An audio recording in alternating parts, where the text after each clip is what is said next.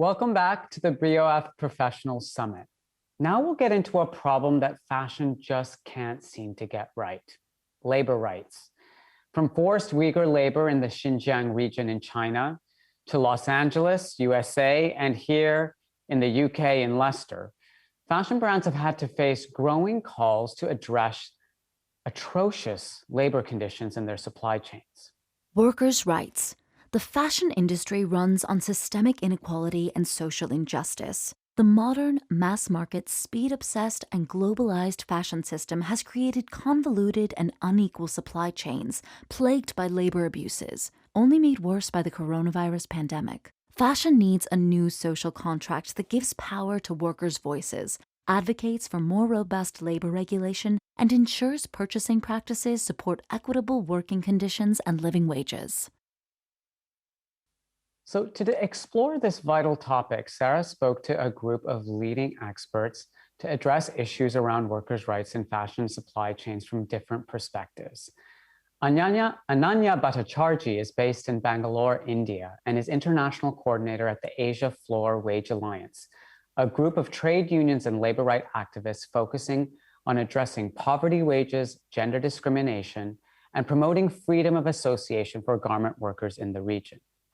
Based in Los Angeles, Ayesha Barenblat is the founder and chief executive of Remake, the advocacy group behind the Pay Up campaign, which highlighted brands that refused to pay for completed orders when the pandemic hit. And Ritu Sethi is an expert on South Asia's traditional arts, crafts, and textiles, and their practitioners, and is based in New Delhi. She's the founder-trustee of Craft Revival Trust, and editor of the Global International Journal of Intangible Cultural Heritage. A few days ago, Sarah sat down with this group just as the H&M company was facing a backlash about its position on Xinjiang cotton. Before we dive into what the industry needs to do to tackle so many of these labor issues, I wanted to talk a little bit about why we're still facing systemic problems of labor abuse. And Anannya, I wondered if I could start with you. You know, you spent your career advocating to try and fix these issues. Why is fashion still failing to protect its workers? Well, fast fashion industry, or one can say really fashion industry as a whole, because even when they're not fast fashion, they're mimicking the fast fashion business model. The fashion industry business model is really at the heart of the problem. And so till that business model changes, we're unlikely to see fundamental changes. And this business model, as we know, is the model of the global supply chain, where the supply chain is driven by multinationals who are not accountable within any legal jurisdiction. And they have basically covered themselves, protected themselves from liability and responsibility by just stepping outside of national jurisdictions and pretending like the supplier factories are just there making stuff and they're just buying from them. So it's a very sort of, a distant relationship, and not really admitting to the fact that they are responsible for all the working conditions in the supplier factories, because they are supremely involved in the production process and all that goes along with the production process, which means workers' wages, their production targets, how fast they have to work, how cheaply they have to work, and so on and so forth. So this business model is really a problematic one, where the multinationals are well protected. And I think it's really interesting that you mentioned that this isn't just a fast fashion problem, because Ritu, I know you work very closely with craftspeople, with artisans who work on the luxury market. Do you see the same thing playing out at a luxury level? Well, that is what is really interesting. because you speak to craftspeople, you speak to karigar, and you find out that they are embroidering, weaving, block printing for some of the largest luxury companies in the world. And yet, when you see the label, it has nothing to do with India. And this actually is because in India, we have the largest number of makers and highly skilled makers who weave, who embroider, and they know exactly where their product is going, but they are the hidden end of the chain, poorly paid. And before this, I was just talking to some of them. And in fact, one of them said, we are their invisible chefs. And I think COVID-19 has really brought it to the forefront. And what it has brought to the forefront is because they were invisible, they suffered greatly in this time because work that they had in hand was cancelled, not picked up, orders, raw material in-house, and salaries just cut, payments just cut, and most of the work is job work. So it is a per piece rate, irrespective of how much work has gone into it. So it is a dismal situation, but I feel that at this point in time, that for the first time, we have really taken a pause. And at least in India, when we saw those hundreds and millions of skilled people, and I hate using the word migrants, they were skilled workers, skilled karigars, left without salary, left without wages, without food, who walked home. I have a feeling that this is our opportunity. This is our opportunity to make visible, and I think being stuck at home has also made us more people-centric and more conscious of human connections. So I hope this is the time. I hope Anannya will find some hope in this situation where we can make some kind of change and some conscious, mindful change. I think that's such a valuable point, because having this topic be top of mind at the moment is so important, because for a long time it was, I think, superseded by sustainability conversations that focused on environmental impact, certainly in the last few years. And Ayesha, I know you have been really at the forefront of efforts, within the Western market to get people talking about it, to build consumer awareness. And I'm curious if you share this optimism. And also, I think it's important, and Ayesha, I'd be keen to get your thoughts on this, to note that this is really an international issue. These issues are the same in LA as they are in India. Yeah, absolutely. I'm just so struck, Sarah, by the fact that you have 3 South Asians on this panel, Anannya, Ritu, and myself. I grew up, as you know, in Pakistan, and, we were all one country. And I really do think that the fact that all of us have spent our career fighting for the makers, the high-skilled people who essentially are hidden from the consciousness of customers and citizens, is because we see ourselves in their narrative and we care in a fundamentally different way. And so much of Remake's story is rebuilding that empathy and connection with Western customers, because as Ritu said, the faster and cheaper our clothes have been coming to us, the more fragmented supply chains have gotten, the more she is essentially hidden from our consciousness. And this, Sarah, I always say she, because predominantly, whether artisan or sitting in factories, it's women of color who make our clothes and bring our fashion to life. Most Western customers have no understanding. So much of the work that we do in high schools and universities and educating everyday young women who care so very much about gender justice don't even recognize that the actual makers of their clothes are women in their early 20s. And so I am, much like Ritu, very hopeful because in the last year, we as the people behind the Pay Up campaign were simply astonished by the awakening of the South Asian diaspora, first and foremost, but really of citizens and workers locking arms in solidarity to say, this is not right. You as fashion brands have the money, you are to pay up. You are not to shore your own balance sheets at the cost of Black and brown women. I also am very hopeful because we're starting to finally see some political will. Whether you think about the call for having someone adjudicate in Leicester, the Garment Worker Protection Act right here in California that would eliminate the piece rate system, the conversations around mandatory human rights due diligence coming out of Germany. Because here's the thing, it's a $2.6 trillion industry. It's completely deregulated, and it's deregulated by design.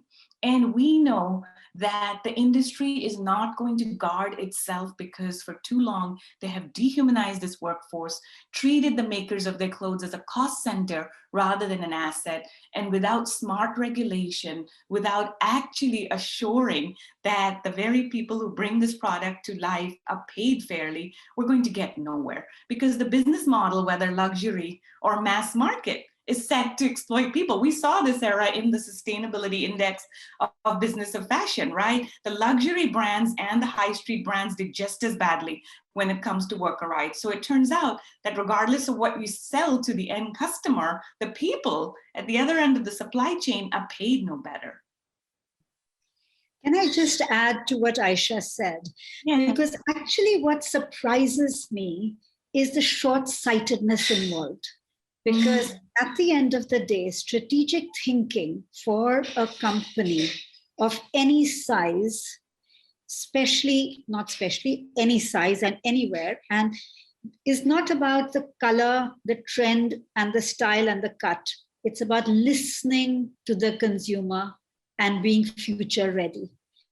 And if you don't listen, the voices are changing. There is a call for change.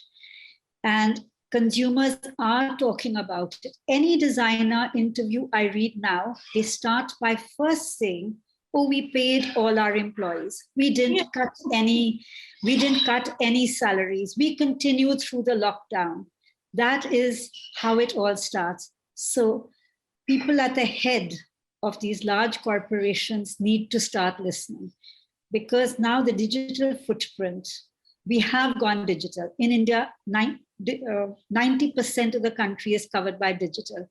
A smartphone costs 5,000 rupees. Everybody is on WhatsApp and another social media. All you need is a tweet, an Instagram post, and before you know it, the myth making, the storytelling is in trouble. So it calls for thinking at that level. And it's good business to be good to your employees, to your makers, to the practitioners, right down to tier 3 and 4 of your supply chain. I so agree with you, Ritu. And as I think about the racial reckoning that's happened here in the United States, the conversation of colonization and the history of fashion in the UK, you are seeing a different customer that is starting to understand the connections between these issues. They're done with the fashion brands' antics around, performative posts.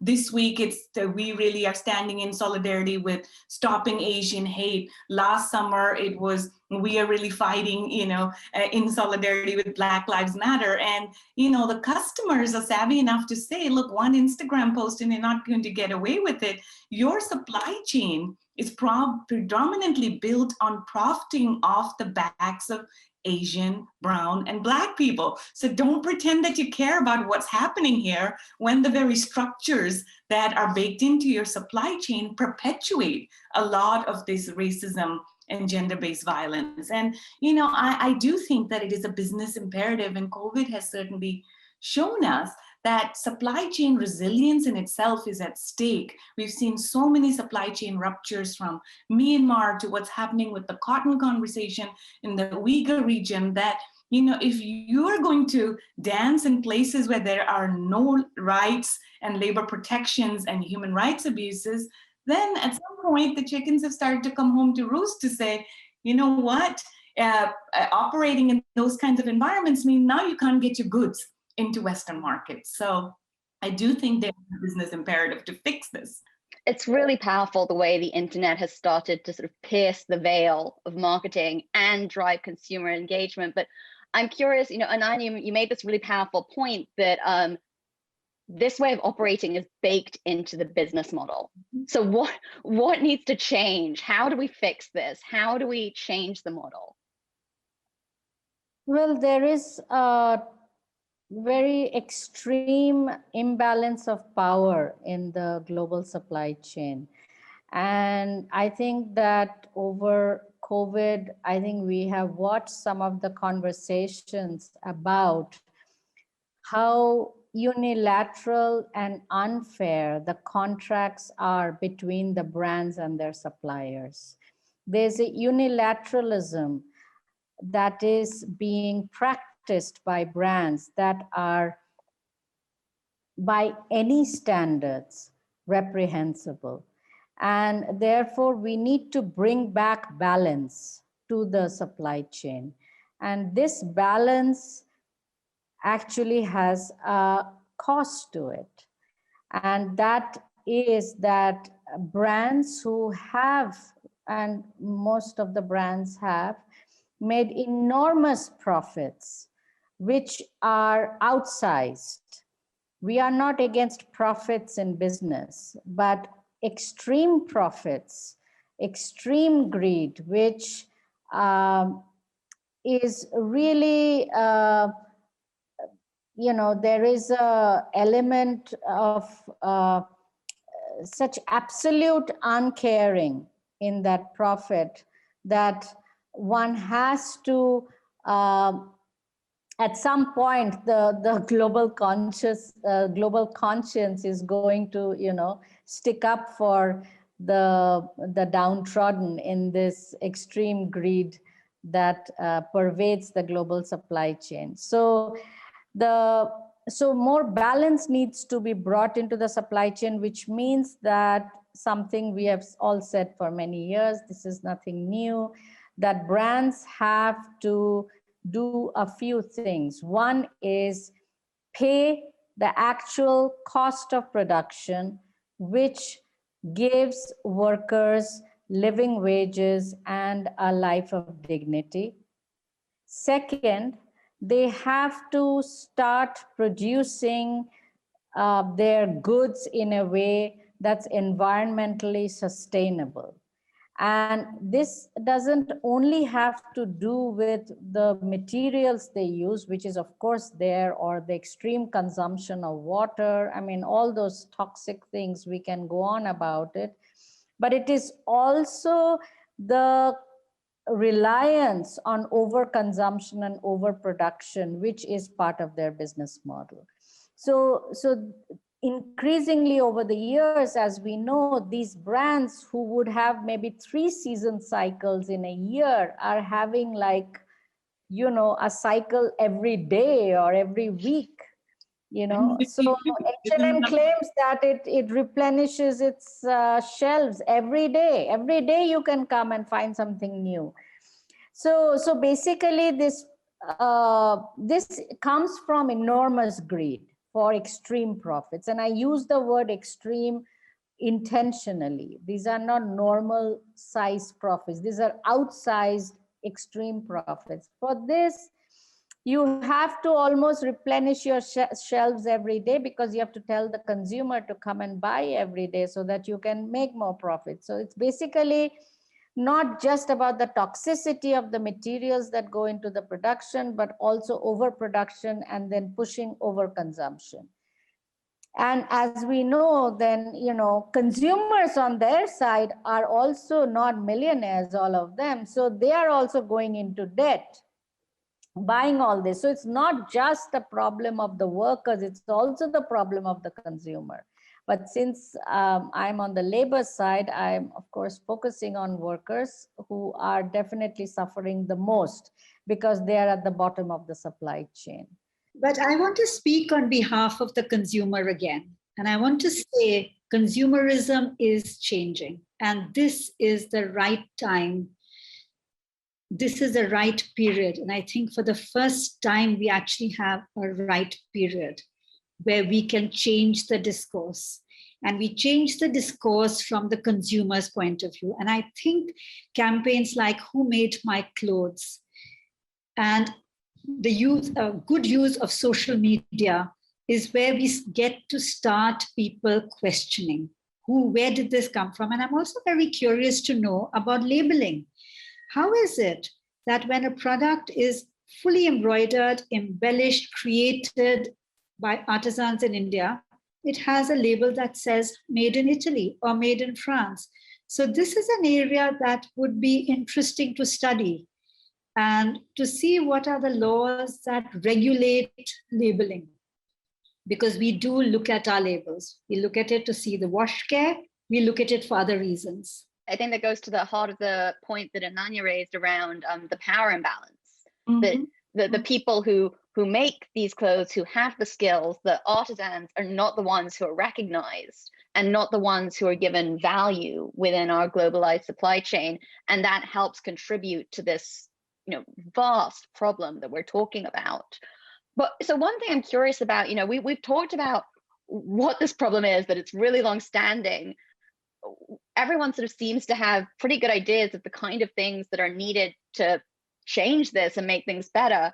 And we've also talked about how there's a lot of consumer pressure to make change. So why aren't we seeing more progress? Ayesha, I'm curious if you have a view on what are the barriers here? Why aren't things changing? I mean, I have why aren't they changing one word answer: money. Why are things changing? It's money. It all comes down to that. I mean, so much of what Anannya was saying, I 100% agree with.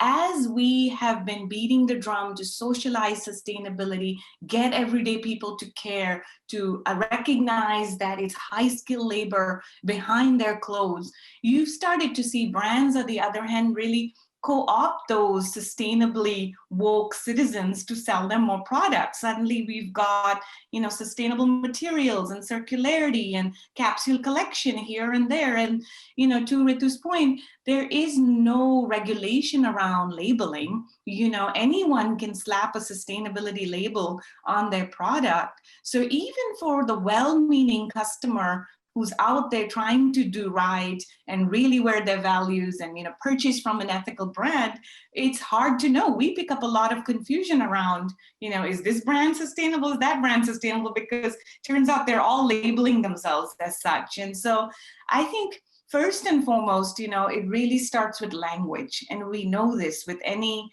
fight that we have ahead of us. And so as you know, Sarah, we say garment makers, we don't say workers, because for too long, workers have been dehumanized in the supply chain. It's a cost center, it's far away somewhere. We're looking at costing sheets and trying to squeeze it down to the last penny or cent. And so it's to reframe the conversation to say labor, whether sitting on a factory floor or whether a karigar or an artisan, is high-skilled work. And so, make it open costing. Why is it that FOB price is so hidden today? Why is it that a brand gets to decide what the price is? And then guess what? If you don't bring it down to the last penny, they're going to go to the next factory over there and really play up this asymmetry of power. So I really think our work, as sitting here in the Western market, is cutting through some of that sustainability clutter and using very simple language for people to say,